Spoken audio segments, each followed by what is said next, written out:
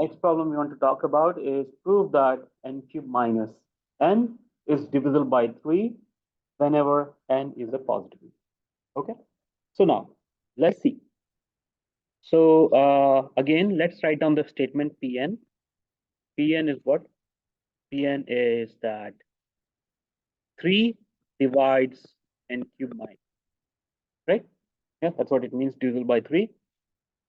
And for all n in Z, isn't it? Yeah. Now, again, so steps are step 1, base case.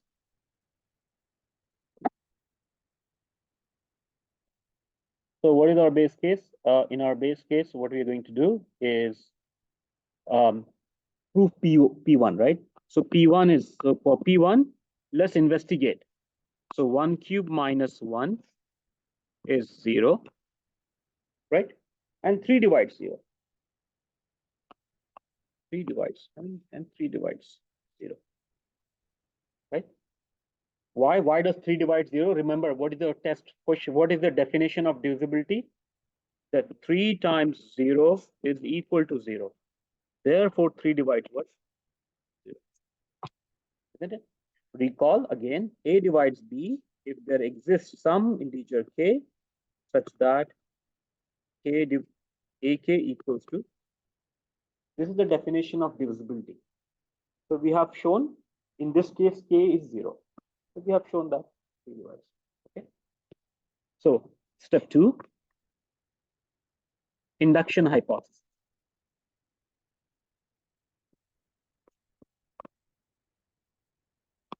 So in that case, we can have what? We have 3, that is P k is true.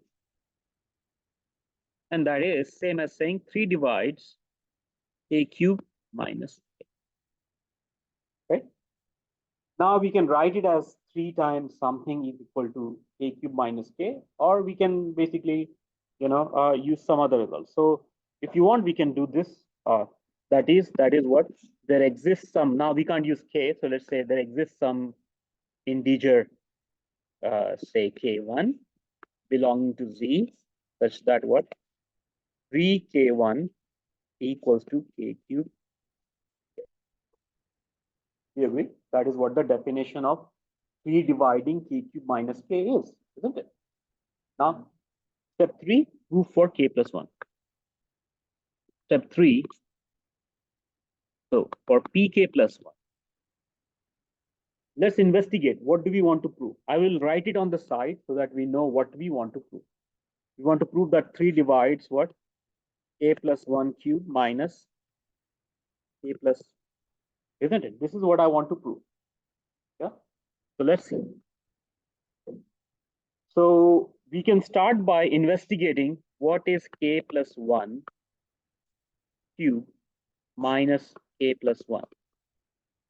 Let's investigate this object and see what it is. Okay. Now, how do you investigate this? There are many ways to do that. You could have taken k plus 1 common and simplified things. That's one way. Another way is because you know k cube minus k, so you want k cube minus k somehow, right? So let's expand this out. So what is a plus b the whole cube? It's a cube plus 3k square plus 3k plus 1. That is what k plus 1 the whole cube is. Minus what? K plus.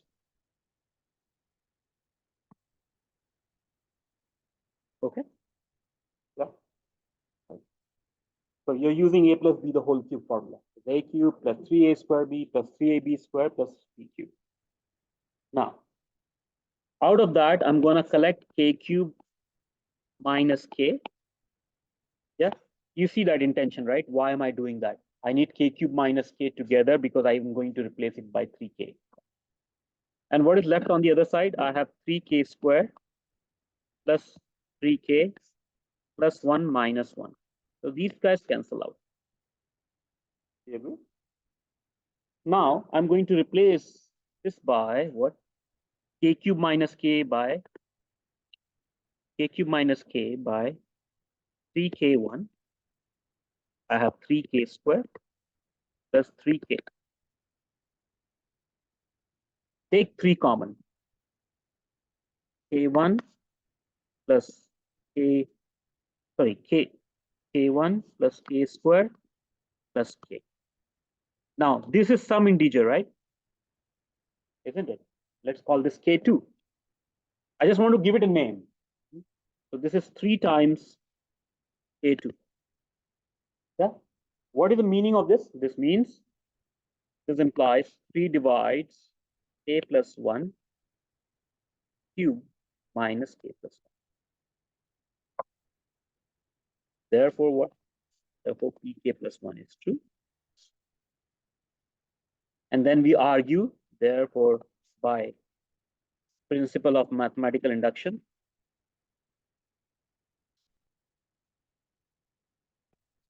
pk or pn is true for all.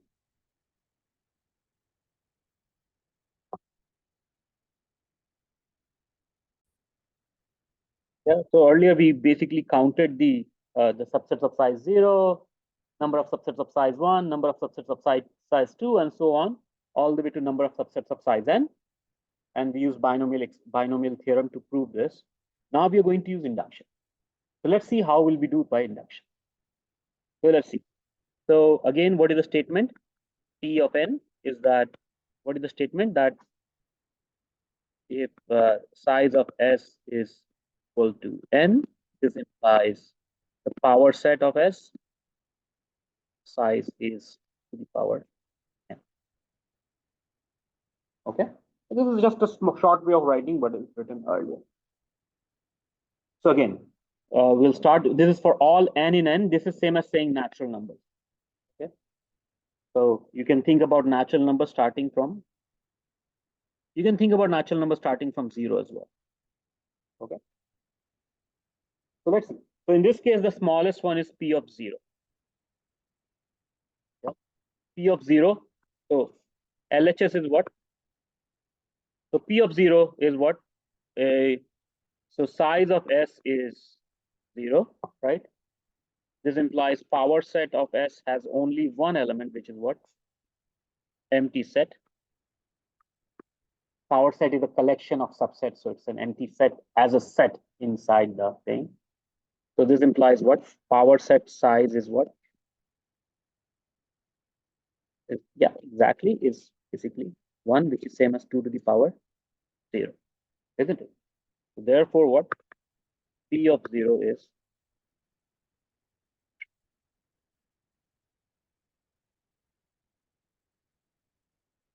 that okay? Yeah. So you may not need to write all this, but you can have some compact idea that, okay, the set is of size 0, then the power set of power sets. So it has basically only the size of the power set is just 1. Okay, that you can argue. Now, so this is step 1. So step 1, base case.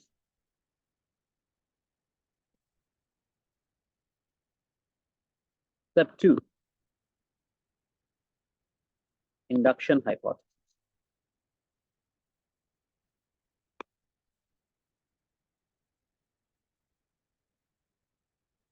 So for induction hypothesis, we'll say what?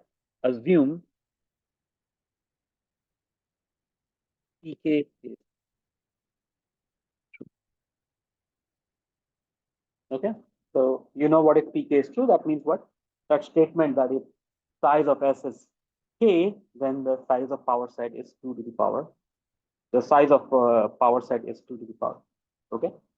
Now, step 3 is to basically prove for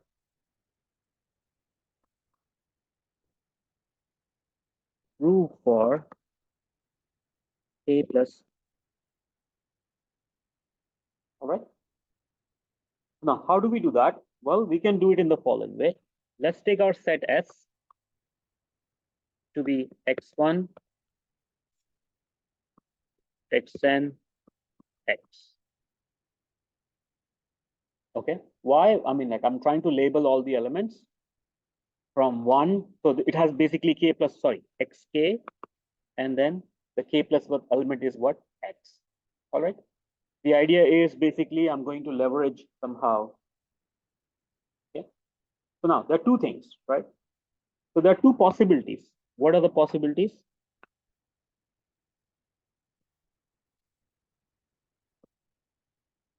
For any set A, for A, if X belongs to A. Okay. And for the other one, if what? If X does not belongs to A. Yeah. If X belongs to A, right? Then you're looking at all the subsets. So if X belongs to A, you're looking at all the subsets now. All subsets of S that already contain A. Contain X, right? How many possibilities are there? X is already there. So you're looking at all the subsets of S. So you can think about this now as A is basically X union what? Union, say, another, let's call this B, where B is what? B is a subset of what? S. Do you agree? Yeah. So if X is already there, then you're looking at all the subsets of basically what? All the subsets of S actually. So you're looking at all the subsets of not X, but X1 to Xk. Do you agree? Yeah. I mean, X is already there. So you are assuming that X is already there. So now A can be written as X union B, where B is a subset of this guy. Do you agree? So how many possibilities are there? The total what? 2 to the power K such subset. Do you agree there? With that? Okay. Makes sense now? Yeah. Because X is already there. So any A subset where X is already there will look like what? X union a subset of what? X1 to X2, Xk. Because X is already there. Okay. Now, if X is not in A, in that case, what do we know? So in that case, A is what? A is a subset of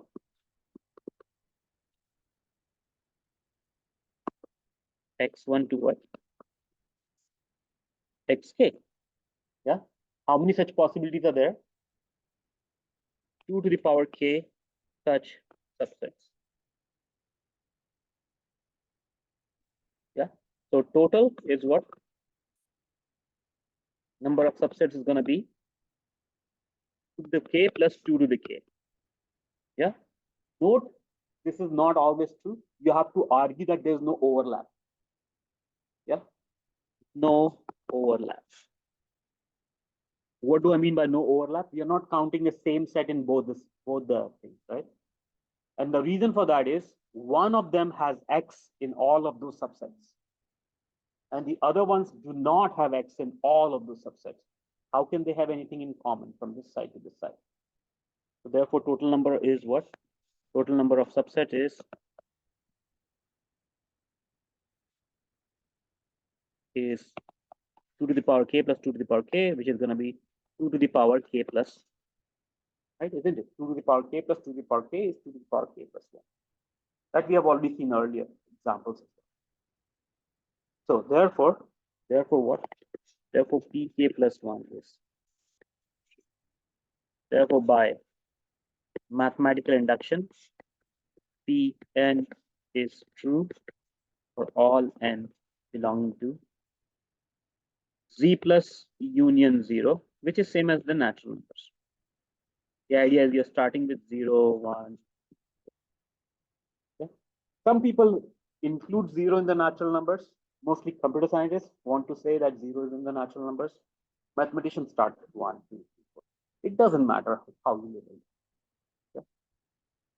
But once you label them, it should be clear from the context.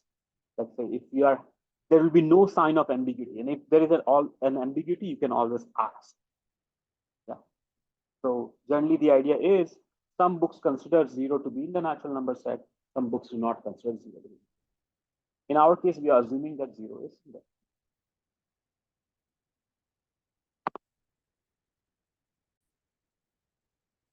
Now there is another. So what induction we did was called mathematical induction, or we would avoid using the word weak induction.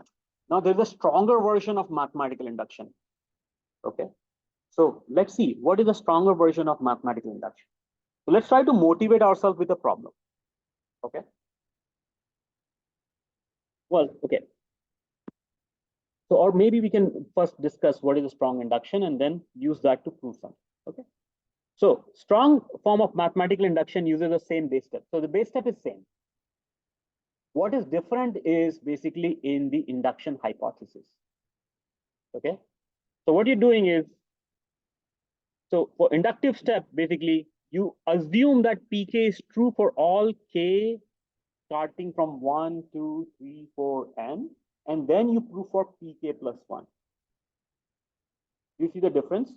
In mathematical induction, you're assuming k, proving for k plus 1. In strong induction,